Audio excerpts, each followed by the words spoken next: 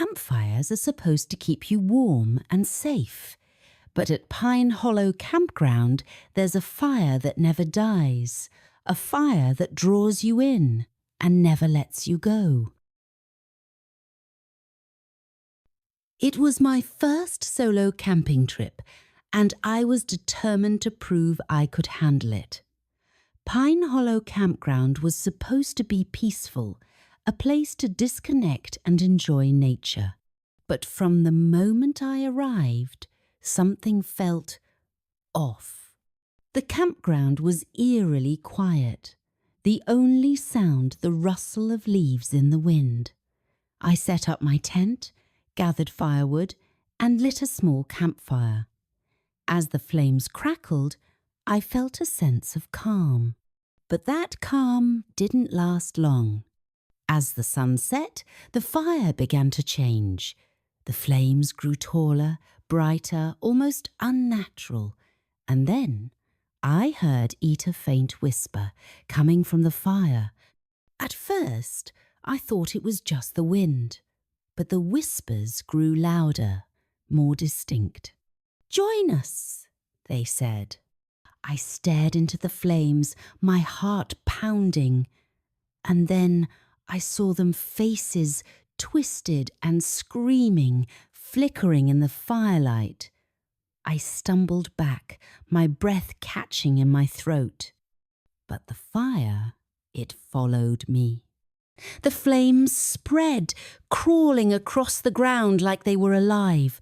I ran, but no matter how far I went, the fire was always there, the whispers growing louder, the faces more vivid. I woke up hours later, lying in the middle of the campground. My tent was gone, my gear scattered, and in the centre of the clearing was the fire, still burning, still whispering. I never went back to Pine Hollow, but sometimes, late at night, I see the flames in my dreams, and I hear the whispers calling me to join them. Setting up a tent in the woods is supposed to be simple, but at Shadow Pines Campground, there's a tent that's never empty, a tent that's waiting for you. My friends and I were excited for our weekend camping trip. Shadow Pines was known for its dense forests and quiet trails, the perfect place to unwind. But when we arrived, the campground was deserted. We found a spot near the edge of the woods and set up our tents. As we unpacked, I noticed something stranger small, weathered tent tucked away in the trees. It looked old, the fabric torn and faded. "Weird," my friend Sarah said. "I didn't see that on the map." We decided to ignore it and focus on setting up camp. But as the night deepened, I couldn't shake the feeling that we were being watched. The forest, which had been silent, suddenly came alive with whispers. "Do you hear that?" Sarah asked, her voice trembling. We all froze, listening. The whispers grew louder, more distinct. And then we heard a voice, coming from the old tent. "Help me," it said. We grabbed our flashlights and approached the tent, our hearts pounding. I unzipped the flap and shined the light inside. What I saw still haunts me to this day. The tent was empty, but on the floor was a journal, its pages filled with frantic scribbles. The last entry read, "They're here, they're watching. Don't let them take you." We packed up and left that night, too scared to stay. But as we drove away, I looked back at the campground, and there, standing in the trees, was a figure, its eyes glowing in the dark.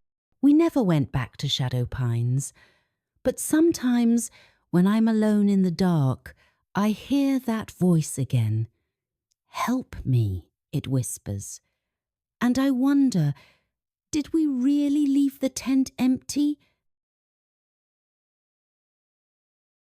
Camping under the stars is supposed to be peaceful, but at Whispering Woods Campground, there's a campsite that disappears. A campsite that takes you with it. It was supposed to be a fun weekend with my brother. We'd been planning this camping trip for months, and Whispering Woods seemed like the perfect spot. But from the moment we arrived, something felt wrong. The campground was empty, the only sound the rustle of leaves in the wind. We found a spot near the edge of the woods and set up our tent. As the sun set, the forest grew darker, the shadows deeper. That's when we heard a faint whisper coming from the trees. "Leave," it said. We laughed it off, thinking it was just the wind.